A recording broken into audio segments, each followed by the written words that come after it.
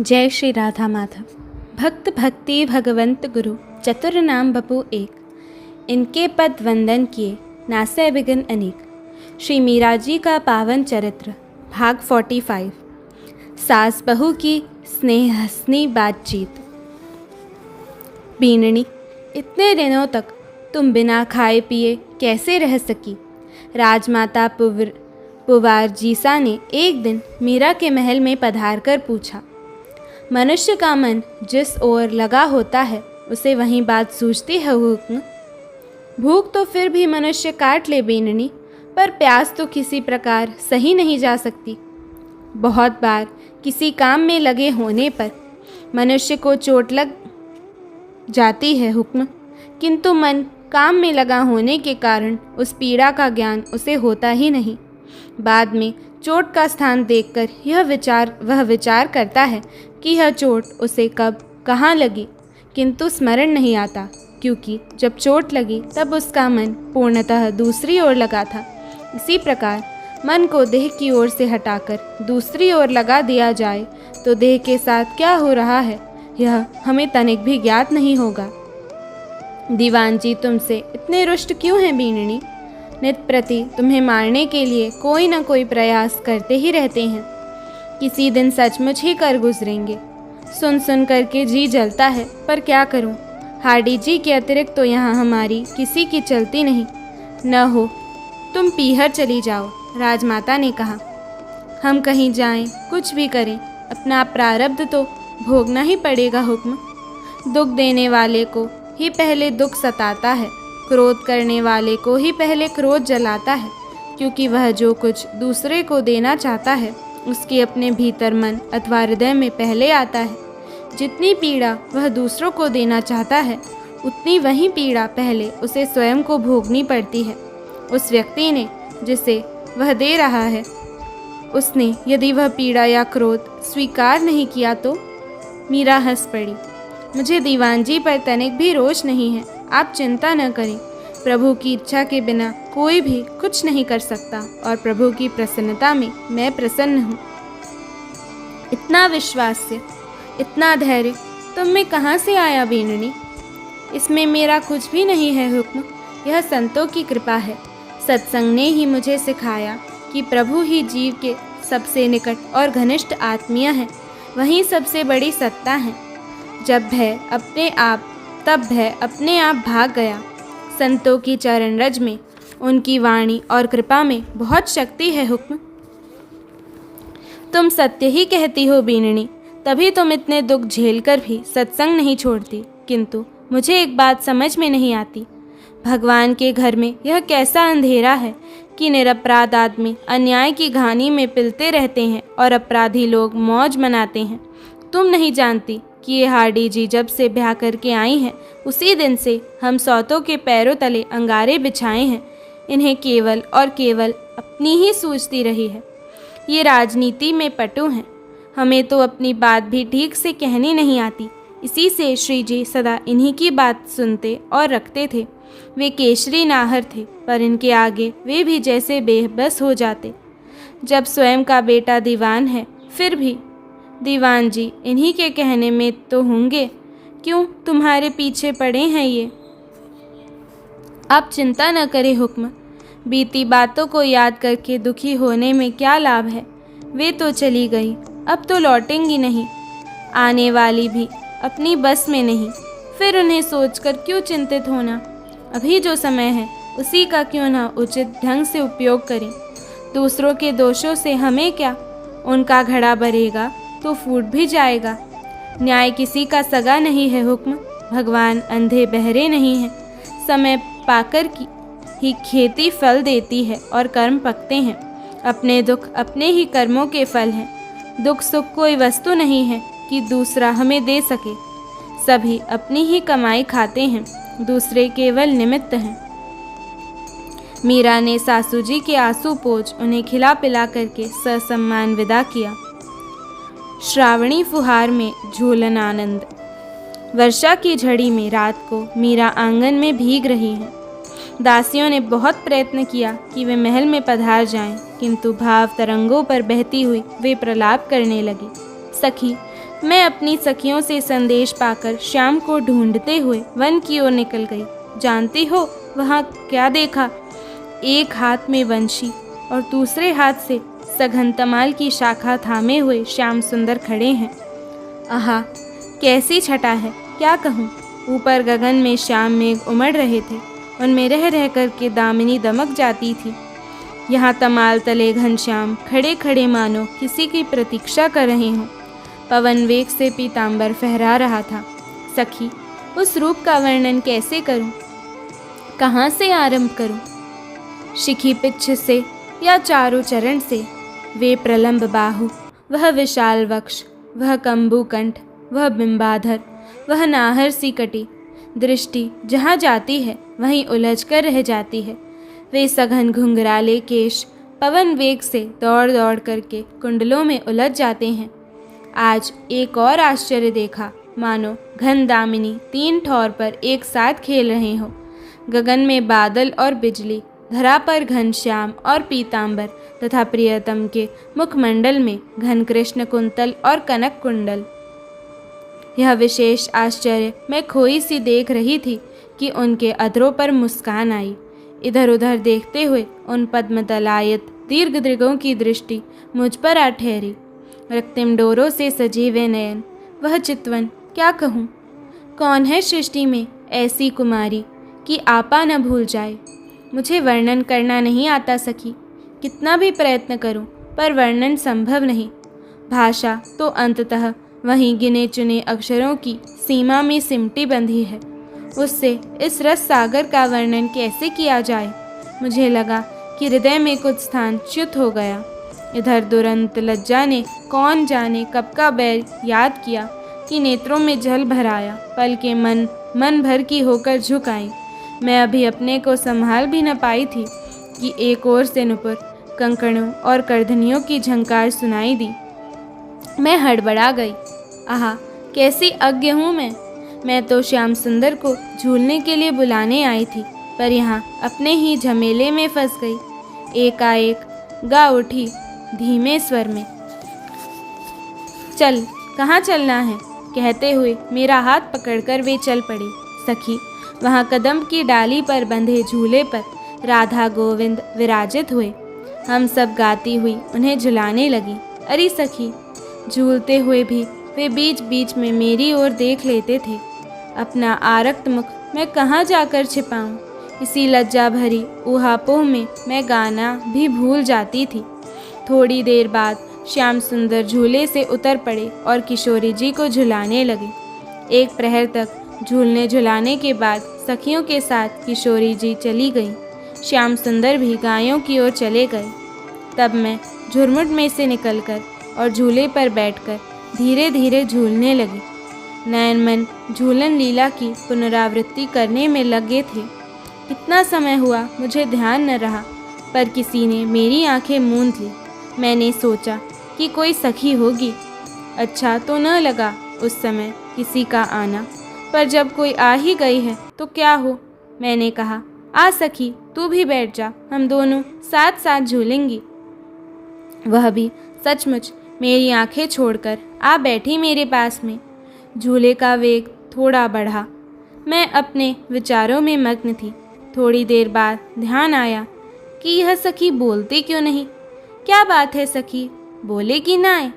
मैंने यह पूछा और तत्काल नासिका ने सूचना दी कि कमल, तुलसी, अगरू, चंदन और केसर की मिली जुली गंध कहीं समीप ही है। एकदम मुड़ते हुए मैंने कहा, सखी, श्याम सुंदर कहीं समीप ही। ओह। मैंने हथेली से अपना मुंह दबा लिया, क्योंकि मेरे समीप बैठी सखी नहीं, श्याम सुंदर ही थे। कहा, भयोरी, कब की मोसो सखी सखी कह कह कर बतराए रही हैं, अब देखते ही चुप काहे हो गई।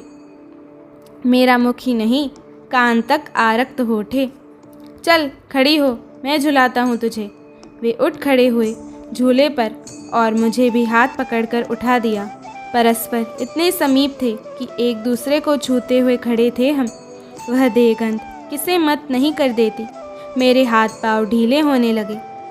उन्होंने जो झूला बढ़ाना आरंभ किया तो क्या कहूँ, जैसे चढ़ता तो दिखे वैकुंठ, उतरता ब्रजधाम। किंतु देखने का अवकाश ही किसे था सखी। यहाँ अपना ही आपा दिखाई नहीं दे रहा था। लगता था कि पाँव अब छूटे, हाथ डोरी को थामे हैं या कि डोरी ही हाथ से चिपकी है, कौन जाने। पलकें मन भर की भारी होकर झुकाई थी। दृश्य जगत का लोप हो गया था। केवल स्पर्श और गंध ही मुझे घेरे थे। मन की स्थिति कहीं नहीं जाती। वह था भी कि नहीं ज्ञात नहीं हो पा रहा था। आवश्यकता भी क्या थी। अकस्मात एक पांव छूटा और क्षण भर में धरा पर जा गिरती। किंतु श्याम सुंदर की त्वरा भी उन्हीं के योग्य है। बाईं बाह से झूले की डोरी को भीतर करते हुए हाथ से मुझे थाम लिया। अनजाने ही मेरे हाथ उनकी कटी को घेर कर बंध गए। इसके पश्चात क्या हुआ मैं नहीं जान सकी। जब चेत आया तो देखा श्याम सुंदर की जांघ पर सिर धरे पड़ी हूँ। गगन से हल्की फुहार बरस रही है। मोर नाच रहे हैं। शशक कभी मुझे और कभी श्याम सुंदर के पत्तल को अपनी लाल लाल जिह्वा से चाट लेते हैं। पशुओं का झुंड हमें घेरे है। कदम पर पक्षी लदे हैं। क्यूरी, यह अचेत होने का रोग तुझे कब से लगा? ऐसे रोग को पालकर झूला झूलने लगी है। कहीं गिरती तो मेरे ही माथे आती ना। आज सांझ को चलकर तेरी मैया से कहूँगा, इसे घर से बाहर न जाने दो। अचेत होकर कहीं यमुना में जा पड़ी तो जय जय सीताराम हो जाएगा। वे खुलकर हंस पड़े। उन्होंने मुझे उठाकर बिठा दिया और पूछा, अब कैसा जी है तेरा? पर कहीं चल न दे, इस आशंका से मैं कुछ कह नहीं पाई। हाँ कहूँ कि ना, मैं यही सोच रही थी कि श्यामजू न जाने कहाँ चले गए। हाय, कुछ भी बात न कर पाई। नयन प्यासे ही रह गए और सुधा सरोवर लुप्त हो गया। दासियां स्वामिनी को किसी प्रकार भीतर ले गईं, किंतु भाव समुद्र की उत्ताल तरंगे थमती ही न थी। मुझे भूल गए नाथ, आपने तो वचन दिया था ना कि शीघ्र ही आऊँगा। अपना यह वचन भी भूल गए। निर्मोही, तुम्हारे बिना कैसे जिया जाए। सखियों, श्याम सुंदर कितने कठोर हो गए। दासियां प्रयत्न करके थक गई, किंतु मीरा ने मुख से अन्न का कण तक नहीं लिया। रह रह करके बादल गरज उठते और उसके साथ ही मोर पपीहा बोल उठते। इधर न उनकी आंखों से बरसती झड़ी थमती थी और न गगन से बादलों की झड़ी। उसी समय कड़कड़ाहट करती हुई बिजली चमकी और बादल भयंकर रूप से गर्जना कर उठे। मीरा भयभीत हो किन्हीं बाहों की शरण ढूंढने लगी। मीरा के विचारों की धारा पलटी। वे पुनः बरसाने के बाग में पहुंचकर झूलन लीला देखने लगी। बरसती बरखा में राधा बिहारी के खेल को वे मुग्ध मन से निहार रही थी। 6 दिन तक मीरा का आवेश नहीं उतरता। दासियों के सतत प्रयत्न से ही थोड़ा पेय अथवा नाम मात्र का भोजन प्रसाद उनके गले उतर पाता। मानधनी राजपूतों की अप्रसन्नता। इन्हीं दिनों समाचार मिला कि बहादुर शाह गुजराती चित्तौड़ पर चढ़ाई करने के लिए चला आ रहा है। जिन पहलवानों पर महाराणा विक्रमादित्य को नाज था, वे भयभीत होकर इधर उधर छिपने लगे। गुजराती फौज ने चित्तौड़गढ़ को घेरकर भैरव पोल पर संवत 1579 विक्रम संवत की माघ पूर्णिमा के दिन अपना कब्जा कर लिया। आश्चर्य यही है कि ये किले के ऊपर नहीं पहुँचे। ऊपर सेना तो थी नहीं, केवल पहलवान और सेवक थे। वे अपने प्राणों के भय से बंदूकें चला रहे थे। कहते हैं कि टूटी कमान दोनों ओर डराती है। राजमाता हार्डी जी ने हुमायूं से सहायता के लिए राखी भेजी। हुमायूं सहायता के लिए सेना लेकर चला भी, किंतु ग्वालियर तक पहुँचते पहुँचते उसे बहादुर शाह का पत्र मिला। मैं जिहाद पर हूँ, तुम विक्रमादित्य की मदद करोगे तो खुदा को क्या जवाब दोगे। इस पत्र को पढ़कर हुमायूं दुविधा में पड़ गया और वह ग्वालियर में ठहर गया। अब राजमाता हार्डी जी के पास संधि के अतिरिक्त कोई उपाय न रहा। बचे खुचे उमरावों से विचार विमर्श करके उन्होंने संधि का संदेश भेजा। महाराणा सांगा के समय मांडू राज्य का जो इलाका जीत लिया गया था, वह इलाका और जड़ाऊ कमरपट्टा एवं ताज देकर संधि की गई। इस संधि में 100 घोड़े, 10 हाथी और बहुत से सिक्के भी दिए गए। बहादुर शाह विक्रम संवत 1579 के चैत्र कृष्ण 13 को चित्तौड़ से लौटा। इस समय महाराणा विक्रमादित्य के चाल चलन में सुधार आने की कुछ आशा लोगों के मन में हुई, किंतु इनका स्वभाव जैसा था वैसा ही रहा। ये न किसी का विश्वास करते और न किसी का सम्मान। रात दिन चाटुकारों से घिरे रहते। मन ही मन कुढ़े हुए मानधनी राजपूतों के चिंतन की धारा ऐसी थी कि या तो आत्मगौरव का मान बनाए रखें या मान तज कर महाराणा के साथ रहें। विवश होकर उन्होंने चित्तौड़ छोड़ अपने अपने गांवों की राह ली। इतने पर भी महाराणा को तनिक भी विचार न हुआ। सच है, मीरा के महल में नाहर। बाईसा हुक्म गोमती दौड़ी आई। उसकी आंखों में भय और छाती में सांस समा नहीं पा रही थी। व्याकुल दृष्टि से स्वामिनी की ओर देखकर उसने ड्योढ़ी की ओर हाथ से संकेत किया। मीरा आरती करके प्रणाम कर रही थी। सिर उठाकर उन्होंने सहज ही गोमती की ओर देखा और मुस्कुराकर पूछा, क्या हुआ? तू ऐसी क्यों घबरा रही है? बाईसा हुक्म, नाहर। उसके बोल उसके मुंह में ही रह गए। कक्ष के द्वार पर युवा केशरी नाहर खड़ा था। उसे देखकर गोमती 2 पग मीरा की ओर बढ़ गई। उसी समय चंपा दौड़कर द्वार बंद करने लगी। ठहर चंपा, किवाड़ उघाड़ दे, दृढ़ स्वर में मीरा ने कहा। बाईसा हुक्म, द्वार पर प्रत्यक्ष काल खड़ा है। चंपा रो पड़ी। अभी 4 दिन पहले ही तो जंगल से पकड़ा गया है। इसी काल के समीप से होकर तो तू भीतर आई है। द्वार खोल, आज तो नरसिंह पधारे हैं। जा तो पूजा सामग्री ला। पूजा की थाली हाथ में लेकर मीरा ने पुकारा, पधारो प्रभु, आज तो दासी पर असीम कृपा की, बड़ी कृपा की प्रभु। कहते कहते गला भर आया उनका। जैसे वनराज उन्हीं की इजाज़त की प्रतीक्षा कर रहे हों। दहरी लांघ कर वे निश्चिंत भाव से कक्ष में पधारे। ऊपर उठी पूँछ उन पर चवर कर रही थी। जीभ से होठ चाटकर एक लंबी उबासी ली और शांत खड़े हो गए। स्वामिनी को निर्भय देखकर दासियों ने भी थोड़ा धीरज थामा। वे आरती, भोग, माला, तांबुल, धूप, दीप, फूल आदि शीघ्रतापूर्वक स्वामिनी के पास रखने लगी। मीरा ने तिलक करने को हाथ उठाया तो मृगराज ने मस्तक झुका दिया। माला पहना करके उन्होंने आरती की और दूध, मलाई, मिठाई का भोग लगाया। केशरी ने मिठाई खाकर जीभ से लपर लपर दूध पिया। मीरा के साथ कभी दासियों ने धरती पर मस्तक धरकर प्रणाम किया और मन ही मन कहा, हमारी स्वामिनी का बाल भी बाका मत होने देना प्रभु। सिर झुकाकर नाहर ने मीरा का सिर सूंघा और पलट कर चल पड़ा। देहरी के पास खड़े होकर उसने सिर घुमाकर मीरा की ओर देखा। मीरा ने हाथ जोड़कर सिर झुकाया। उसी समय पहरे वाला भैरू सिंह दौड़ा आया।